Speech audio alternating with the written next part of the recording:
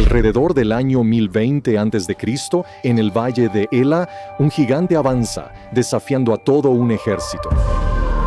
Ellos se acobardan de miedo. Su única protección, un muchacho, apenas un adolescente y sin armadura. Él solo empuña una honda y un arma secreta, el poder de Adonai Sabaoth, el Dios viviente del ejército de Israel. Es uno de los relatos más famosos jamás contados, la historia definitiva del desvalido. Pero ¿qué pasa si no es la historia que te han contado? ¿Realmente el gigante se llamaba Goliat? ¿Realmente fue asesinado por David? ¿Y cómo apunta este momento hacia el Mesías, el hijo de David? Acompáñanos mientras investigamos la historia y separamos los hechos de la leyenda. Este es el enfrentamiento de David contra Goliat.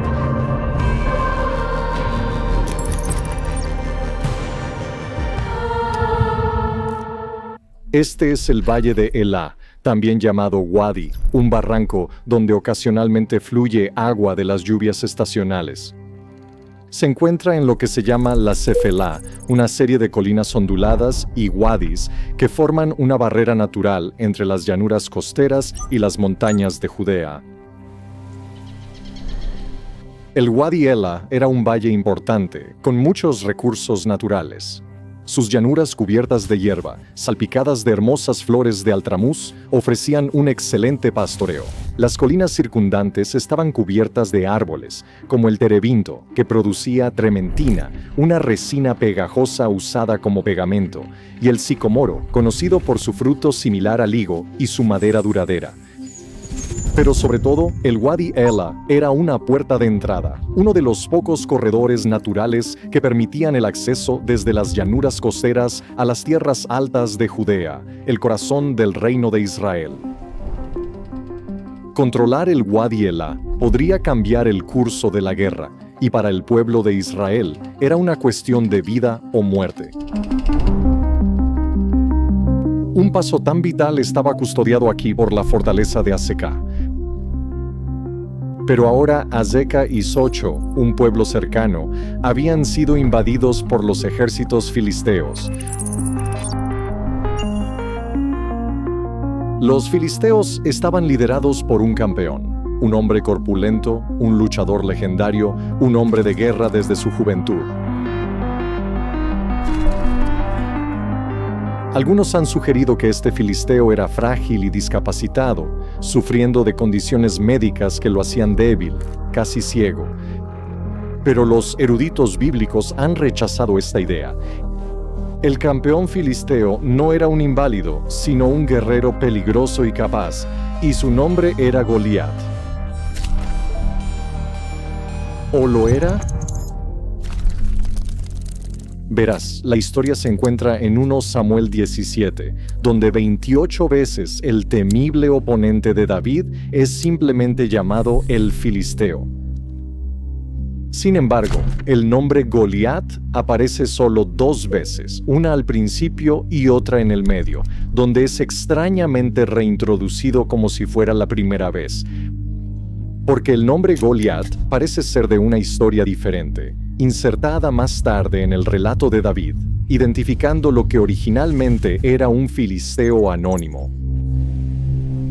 Volveremos a esto, pero sea cual sea su nombre, este filisteo no era un guerrero ordinario, era un gigante.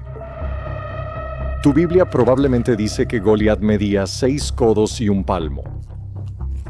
Un codo era aproximadamente la longitud desde el codo hasta la punta de los dedos y un palmo desde el pulgar hasta el meñique, lo que hacía que Goliat midiera aproximadamente 9 pies y 9 pulgadas, o casi 3 metros. ¿O lo era?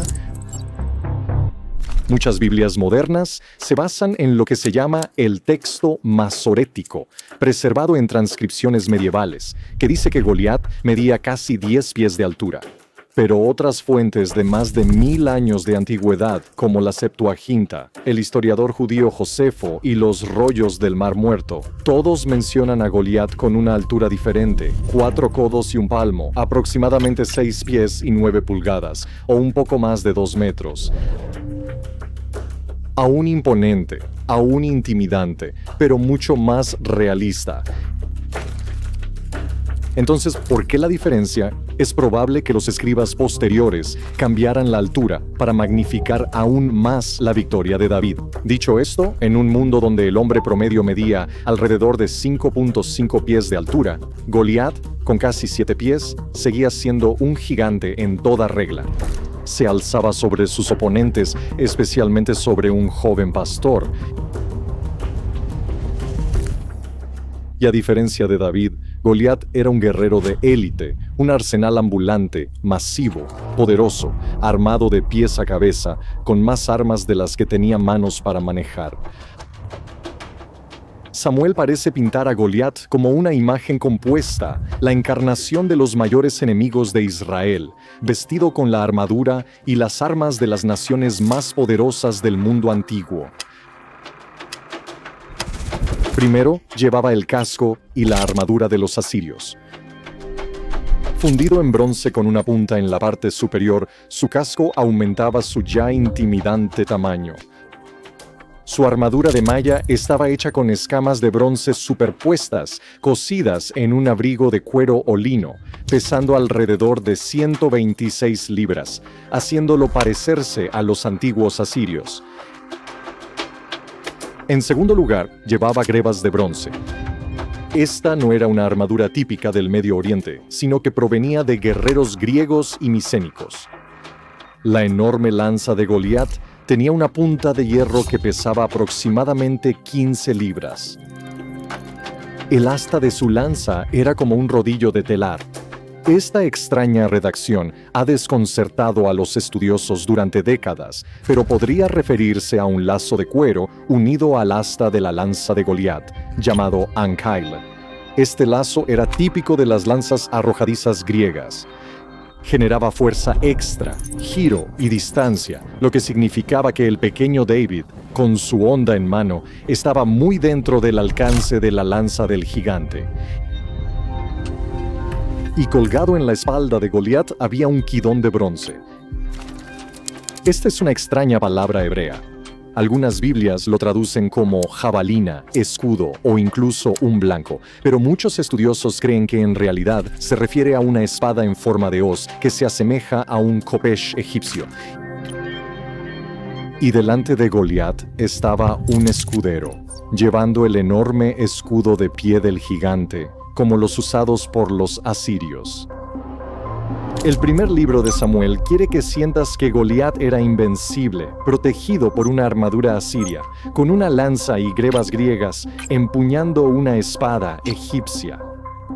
Goliat era una combinación exagerada de las mayores amenazas de Israel, las culturas guerreras que los rodeaban, un símbolo de todo contra lo que luchaban. Pero esto no es lo que parecía un filisteo.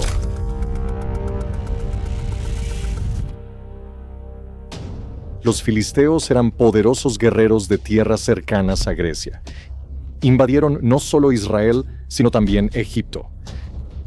El templo de Ramsés III muestra al faraón derrotando a varios ejércitos, incluidos estos guerreros distintivos, los filisteos. Observa que no llevan cascos de bronce, sino tocados con plumas y un gorro de cuero. No tienen armadura de escamas, sino un corcelete de cuero y metal. No tienen grebas y llevan escudos redondos, no altos y rectangulares. El primer libro de Samuel no describe a Goliat como un filisteo. En cambio, se esfuerza por crear un monstruo, un símbolo, y este monstruo marchaba directamente hacia el corazón de Israel. Los filisteos avanzaron desde la poderosa ciudad de Gat, una de las principales capitales filisteas, ubicadas aquí a lo largo de la llanura costera, la ciudad natal de Goliat. Desde Gat marcharon las 8 millas hasta la Cefelá, entrando en el Wadi Ela, la puerta de entrada a las tierras altas de Judea. Ya han capturado la fortaleza de Aseca y ocupado Socho. El reino de Israel está en peligro. Afortunadamente, las fuerzas del rey Saúl detienen a los filisteos en Ela, los ejércitos formando sus filas de batalla, hasta que el gigante filisteo da un paso adelante. Él llama a un combate singular, y durante 40 días, mañana y tarde, se burla de los ejércitos de Israel y ellos tiemblan. Pero su salvación está llegando. No era un guerrero, sino un joven pastor.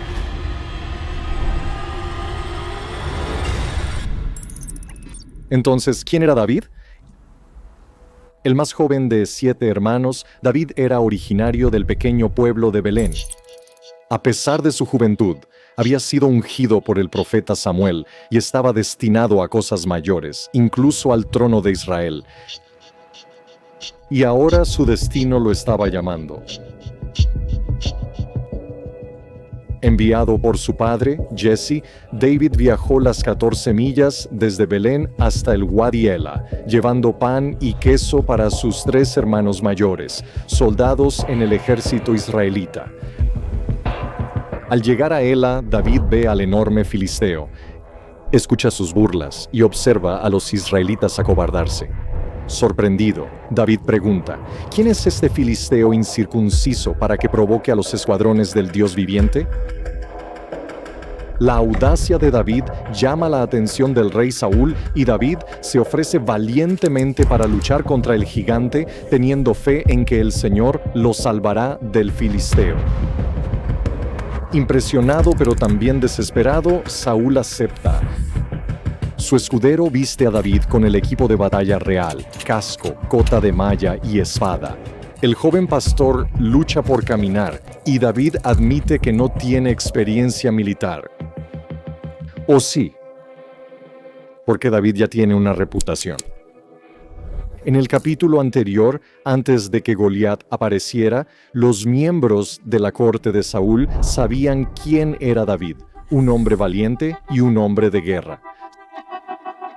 Saúl convoca a David y está tan impresionado que lo convierte en su escudero personal, difícilmente un papel para alguien tan poco familiarizado con las armas o la guerra. Así que rechazando la armadura de Saúl, David desciende al Wadi abajo. Allí recoge 5 piedras perfectas para honda, que pesan aproximadamente 2.5 onzas, alrededor del peso de una batería tamaño C. Aunque simple, una honda era un arma de precisión mortal, capaz de lanzar piedras a más de 90 millas por hora. Un golpe en la cabeza de solo 20 julios puede causar inconsciencia. Una honda podría golpear con mucha más fuerza. Pero David necesitaría golpear primero, ya que estaba dentro del alcance de la lanza arrojadiza del filisteo. Mientras David se acerca, Goliat se ríe y se burla de él. Esperaba un guerrero como él, no un joven. David devuelve la burla del gigante. Tú vienes a mí con espada y lanza y jabalina, mas yo vengo a ti en el nombre de Jehová de los ejércitos, el Dios de los escuadrones de Israel, a quien tú has provocado. Y con esa declaración, David transforma el duelo de un concurso entre 2 hombres a un concurso entre dioses. Porque David no confía en sus habilidades con una honda, sino en su fe en el guerrero divino, el Dios de Israel.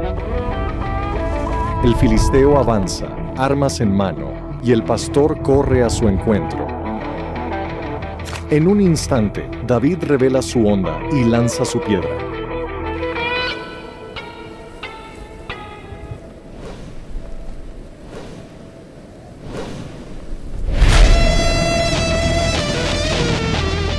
Corriendo a casi 90 millas por hora y guiada por la mano de Dios, la piedra golpea a Goliat en el único lugar que su casco asirio dejaba expuesto, el impacto probablemente excediendo los 30 julios, rompiendo su glabela e incapacitando al gigante.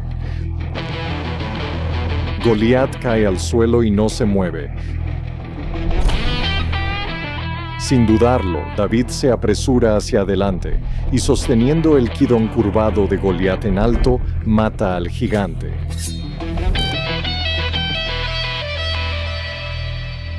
Sorprendidos por la muerte de su campeón, los filisteos huyen en esta dirección hacia Gat. Impulsado por la victoria de David, el ejército israelita persigue, derrotando a las fuerzas filisteas a lo largo de las 8 millas de regreso a Gat. Por el poder de Dios, el símbolo de los enemigos de Israel es derrotado, conquistado por un simple pastor de Belén. David ha matado a Goliat. O lo hizo porque la Biblia menciona a Goliat de nuevo. En 2 Samuel 21, identifica a Goliat como un gitita, un filisteo de Gat, y usa las mismas palabras, el asta de cuya lanza era como un rodillo de tejedor.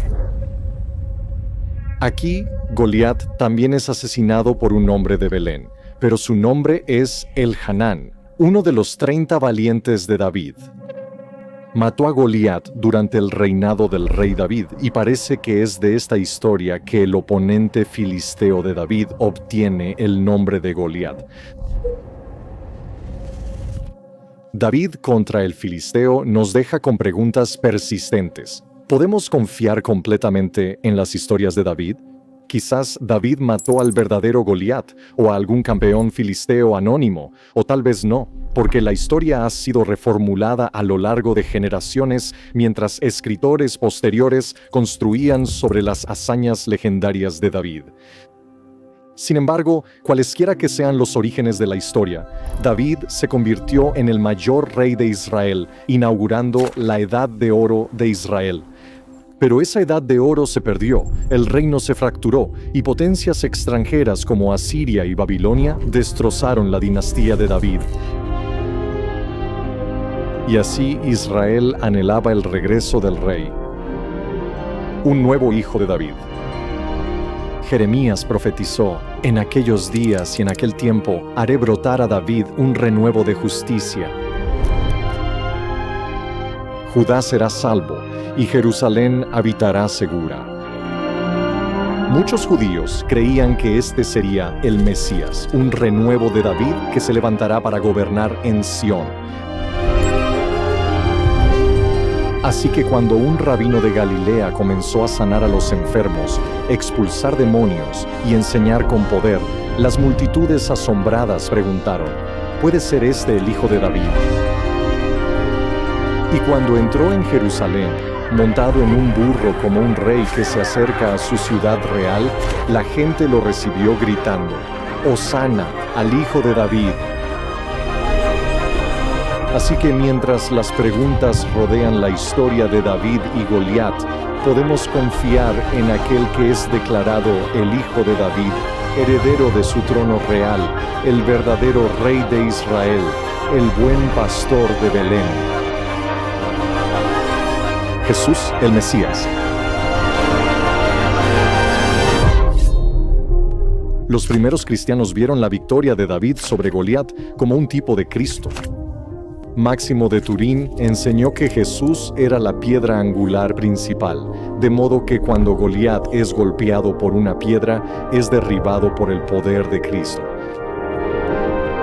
Pero más importante aún, la historia presagiaba una gran batalla cósmica entre Cristo y el mismo diablo.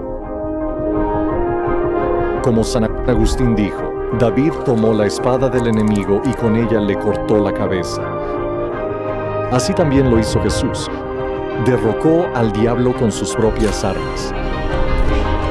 Y así, ya sea que la historia de David y Goliat se haya desarrollado con el tiempo o preserve la memoria de un duelo histórico, su significado más profundo se puede encontrar finalmente en Jesús. Porque Cristo derrotó a un enemigo mucho mayor que Goliat. Venció al diablo, los poderes del pecado, la muerte y el infierno, cuando resucitó al tercer día.